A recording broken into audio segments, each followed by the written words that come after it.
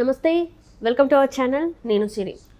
గత ప్రభుత్వంలో 5 సంవత్సరాలలో జగన్మోహన్ రెడ్డి పాలనలో మేలు పొందిన కంపెనీలేవి అంటే జగన్మోహన్ రెడ్డి గారు ఏదైతే పార్టీ ఆఫీసులు ఉంటాయో అవి కన్స్ట్రక్ట్ చేయడానికి కూడా వేరే సంస్థలకి ఇవ్వడం, ఆ సంస్థలు లాభపడడం, అసలు దాని వెనకాల ఉన్న కథ ఏంటి అనేది మనకు వివరించడానికి మనతో పాటు ఉన్నారు ప్రముఖ సీనియర్ జర్నలిస్ట్ జగదేవ్ గారు. నమస్కారం సార్. నమస్తే అమ్మా. సార్, ఇప్పుడు చూస్తుంటే ఏపీ రాష్ట్రంలో 26 జిల్లాలలో కూడా ఆ పార్టీ ఏదైతే ఉంటుందో వైసీపీ పార్టీ కార్యాలయం ఉంటుంది కదా, దానికి కూడా ఒక సంస్థకి ఇచ్చేసి కట్టడం అనేది అసలు ఈ 5 సంవత్సరాలలో ఈయన చేసిన ఏదైతే ఉందో అభివృద్ధి అనేది కాకుండా కొన్ని కంపెనీలు అయితే లాభపడినాయి. కన్స్ట్రక్షన్ దాంట్లో కావచ్చు, కొన్ని కంపెనీలు అయితే మేలు పొందినాయి.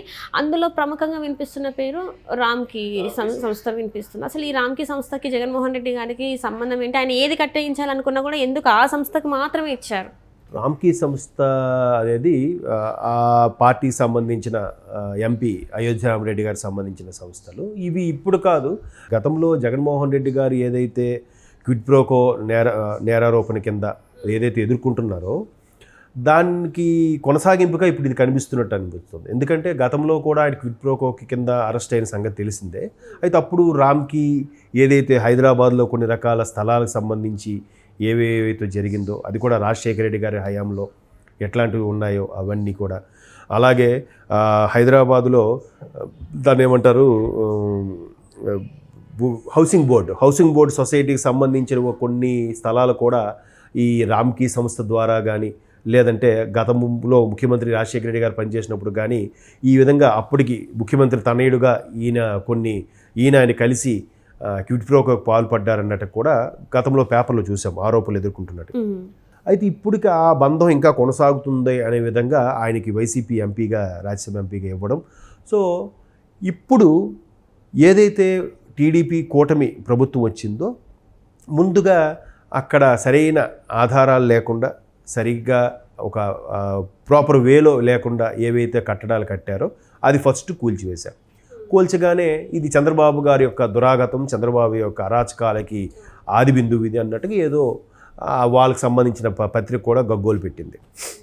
అక్కడ చాలదన్నట్టు 13 జిల్లాలను 26 జిల్లాలు చేశారు కాబట్టి జిల్లాకు ఒక కార్యాలయం. అది కూడా ఎలా ఉంది తెలుసమ్మా, ఒక ప్యాలెస్, ఒక పెద్ద డబ్బున్న వాళ్ళు భవంతులు కట్టుకుంటే ఎలా ఉంటుందో అట్లా ఉంది. ఒక పార్టీ కార్యాలయం లాగా లేదు, ఒక ప్రభుత్వ కార్యాలయం ఎలా ఉంటాయి అట్లా లేదు. ఒక 2 BHK 3 BHK బిల్డింగ్ మీద బిల్డింగ్ కట్టేలాగా లేదు, అది ఒక ప్యాలెస్ లాగా, పైగా వాళ్ళ రంగులతో, ఆ పార్టీకి చెందిన రంగులతో నిర్మించేలాగా ఉన్నాయి. ఇంకా ఒక్కొక్క పార్టీ జిల్లాలకు చెందిన ప్రతి పార్టీ ఆఫీస్ కూడా వీళ్ళు నోటీసులు అందించడం, మాకు రాలేదని చెప్తే స్వయంగా మున్సిపల్ అధికారులు వెళ్ళి గోడ కంటించడం అన్నీ చేస్తున్నారు. మీరు మరికొద్ది రోజుల్లో మాకు వివరణ ఇచ్చి దానికి సంబంధించింది ఇక్కడ నుంచి తొలగించుకుంటారా, లేదా మమ్మల్ని తొలగించమంటారా, లేదా దీనికి సంబంధించిన ప్రాపర్ డాక్యుమెంటేషన్ ఏముందో అది చూపించండి. దీని మీద లోకేష్ గారు కూడా ట్వీట్ చేశారు. జగన్మోహన్ రెడ్డి గారి యొక్క దురాగతాలు ఏమిటో ఒక్కొక్కటిగా బయటపడుతున్నాయి. ఇప్పటికే 600 కోట్ల విలువ చేసే భూముల్ని సొంత పార్టీ ఆఫీస్కి గజం 1000 రూపాయలకే ఇచ్చుకునేలాగా అన్నీ చేశారన్నట్టు కూడా ఆయన ట్వీట్ చేశారు. తీరా అది రెవెన్యూ వాళ్ళ రంగంలోకి దిగి దాన్ని అంచనా వేస్తే 26 జిల్లాలకు కలిపి కూడా ఆ ల్యాండ్ కాస్ట్ 900 కోట్ల రూపాయలట. 300 ఎక్స్ట్రానే ఉంది.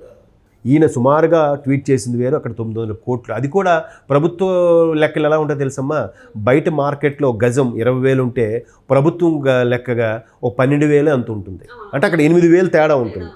సో ప్రభుత్వం రెవెన్యూ ప్రకారం లెక్క వేస్తేనే 900 కోట్లు వస్తే, ఒక రియల్ ఎస్టేట్కి సంబంధించి కానీ ప్రైవేట్గా registration as it is registration అయిన వాల్యూ గట్టి చూస్తే 1,500 కోట్లైనా ఉండొచ్చు కదా. దాన్ని కూడా ఇప్పుడు వైజాగ్లో మధురవాడ దగ్గర కడుతున్నారు. దానికి కూడా నిబంధనలు తొంగలో తొక్కి ఏముంది, మాదే గవర్నమెంట్, నెక్స్ట్ మళ్ళీ మేమే వస్తాం, మనల్ని ఎవరు రాపేది అనే టైప్లో వాళ్ళు బిహేవ్ చేశారు. ప్రతి దగ్గర కూడా పెర్మిషన్ ఎవరు అడుగుతారమ్మా? ఇప్పుడు ఏదన్నా వైసీపీది ప్రభుత్వానిది, ఎవరు అధికారులు ఎవరు అడగలేడు. అడిగితే ఆడికి సస్పెండో లేదంటే అక్కడి నుంచి ట్రాన్స్ఫర్ ఏదో అయిపోతుంది. పోనీ సామాన్యులు అడుగుతాడంటే ఆడి మీద కేసులు బనాయించి లోపల తోస్తున్నారు. ఇంకెవరు ప్రశ్నిస్తారు, ఎవరు అడుగుతారు? ఎవ్వరు, ఏ డిపార్ట్మెంట్ కూడా మాట్లాడలేని పరిస్థితి. ఆఖరికి తిరుపతిలో క్యూ లైన్లో పడి ఇప్పుడు తిరుపతిలో రద్దీగా నడుస్తుందట. ఎంత వర్షాకాలంలో కూడా రోజుకి 24 గంటలు, ఒక రోజులో 24 గంటలు పడుతుంది దర్శనానికి. ఇంత దర్శనంలో కూడా చిన్నపిల్లలు, చంటి పిల్లలందరికీ పాలు ప్రసాదం ఉప్మా ఏవో ఇచ్చేవాళ్ళు. అవేవి లేవు గత 5 సంవత్సరాలు. నేను విట్నెస్, తర్వాత మా కొలీగ్స్ కూడా 2-3 వెళ్ళారు, వాళ్ళు కూడా అదే చెప్పారు చంటి పిల్లలతో. మరి అవన్నీ ఎటు చేసినట్టు? స్వామివారి హుండీలోది కూడా ఇటే కదా. అలాగ ప్రతీది కూడా. అయితే ఇప్పుడు ఈ బిల్డింగ్లన్నీ కూడా ఏం కడుతున్నాయా అంటే, ఒకటి మేబీ ప్రభుత్వ ఖజానా అవ్వచ్చు, రెండోది రామ్కి 11 జిల్లాల్లో రామ్కీయే కడుతుందట, రామ్కీ పేరు మీదే ఉన్నాయంట కొన్ని. దానికి కూడా అసలైన డాక్యుమెంట్స్ ఏం లేకుండా, అసలు ఆధారాలు లేకుండా, ఆ సంస్థకి ఇచ్చినట్టు లేకుండా కూడా ఏమీ లేకుండా అట్లా ఎట్లా ఉంటుంది సార్? మరి గతంలో మిత్రులు కాబట్టి నడిచిపోతుంది. ఎవరు అడుగుతారు? ఎవడొకడు ధారాదత్తంగా విరాళంగా వచ్చి ఇచ్చి కడుతున్నారు కూడా చెప్పుకుంటారు, ఏముంది? అట్లా ఎట్లా ఉంటుంది? అది ప్రభుత్వ భూమే కదా. ప్రభుత్వ భూమే. ప్రభుత్వం మాకు ఇచ్చింది, ఇక్కడ ఒక ట్రస్ట్కి ఇచ్చిందన్న అర్థం ఉంది, లేదా ఒక సేవా సంస్థకి ఇచ్చిన అర్థం ఉంది, లేదా ఒక వేద పాఠశాలకో ఒక ఆశ్రమానికో ఇచ్చారన్న అర్థం ఉంది. పార్టీకి ఆఫీస్కి ప్రభుత్వం ఎందుకు ఇస్తారు? ఇచ్చినా కూడా అంత ఎందుకు ఇస్తారు? ఎవరు అడుగుతారమ్మా? నేను అదే అంటున్నాను, ఎవరు అడుగుతారు? ఎవరు అడిగారు? ఈ టీడీపీ వాళ్ళు, జనసేన వాళ్ళు, మ్యాక్సిమం టీడీపీ వాళ్ళే నెత్తి నోరు కొట్టుకొని ఒక్కొక్కరుగా వర్లరామయ్య గారు లాంటి వాళ్ళు, బండారు గారు లాంటి వాళ్ళు ఒక్కొక్కరు గొంతు చించుకొని అరిస్తే ఎవరు పట్టించుకునేవారు? ఎవరు చర్యలు తీసుకునేవారు? ఎవరు ఒకరైనా కేసు ఫైల్ చేసేవారు? అట్లనే ఇప్పుడు చూస్తాను. చూసుకుంటా ప్యాలెస్, రిషికొండ సెంట్రల్ గవర్నమెంట్ వచ్చి కూడా కొన్ని రకాలుగా చెక్ బ్రేక్ వేస్తే ఎవడు ఆపాడు? మాకు నచ్చినవి కట్టుకుంటాం, వీలేదే అరుస్తూనే ఉంటారు. వీళ్ళు మా అభివృద్ధిని చూసి తట్టుకోలేరని కొంతమంది, అంటే మేమే వచ్చేస్తాం అనుకుని కూడా కొంతమంది కార్యకర్తలు ఉండేవారు. వాళ్ళు కూడా రాజు కింద ఉండే అసిస్టెంట్లు ఎక్కువ చెలరైపోతుంటాయి, రాజుగారు వస్తున్నారు జరగండి అన్నట్టుగా. వీళ్ళు చెలరైపోయే స్థానికంగా ఉండే నాయకులు తప్పే ఉంది, ఏదడిగినా గతంలో వాళ్ళు చేయలేదా, వీళ్ళు చేయలేదా, దేవుళ్ళు కొండ మీద వెళ్ళలేదా, ఇలాంటి మాటలు కూడా ఆడారు. ఇప్పుడు క్విట్ ప్రోకోకు సంబంధించి రామ్కీ సంస్థ గతంలో ఆరోపణలు ఎదుర్కొంది, దాంట్లో జగన్మోహన్ రెడ్డి గారితో టైఅప్ ఉందని కూడా వార్తలు చూసాం. ఇది ఆల్మోస్ట్ 2012-13 టైంలో. సో అప్పటి నుంచి కూడా ఆ రిలేషన్స్ ఉన్నాయేమో, అందుకే వాళ్ళకి ఫేవర్గా చేశారు కాబట్టి గతంలో కొన్ని ప్రభుత్వాలు, అందుకే వాళ్ళు ఫ్రీగా ధారాదత్తంగా మేము కట్టిస్తాం అంటున్నారేమో. అంతే కదా, భక్తులు కూడా కొంతమంది ఆశ్రమంలో ఋషులకి ఫ్రీగా ఆశ్రమంలో అది కట్టిస్తుంటారు. సో అట్లాగే ఇక్కడ రామ్కీ అనే భక్తులు జగన్మోహన్ రెడ్డి గారి ప్రభుత్వానికి, వాళ్ళ పార్టీకి వాళ్ళు ఫ్రీగా కట్టిస్తున్నారు. మరి ఇక్కడ ఆస్తుల విలువ చూసినట్టయితే లాస్ట్ టైం చూసిన దానికి 183 కోట్లకి, ఇప్పుడు మరి చూపెట్టిన దానికి అఫిడవిట్లో చాలా తక్కువ ఉంది కదా, 164. ఇట్లా తగ్గాయంటారు మరి? అదే అంటే వాళ్ళకు ఇలా తగ్గించి చూపించుకోవడం అనమాట. ఇది కూడా ఒక టెక్నిక్కే. వాల్యూ తగ్గింది, మేము పెద్దగా ఎక్కువగా వేస్ట్ చేయలేదు, ఎక్కువగా ఖర్చు పెట్టలేదు, మా సొంత డబ్బులు పెట్టుకున్నామని చూపెట్టడానికో, లేదంటే మీ ప్రభుత్వం వచ్చింది కాబట్టి దాని వాల్యూ తగ్గిందని కూడా చూపించవచ్చు రేపొద్దున.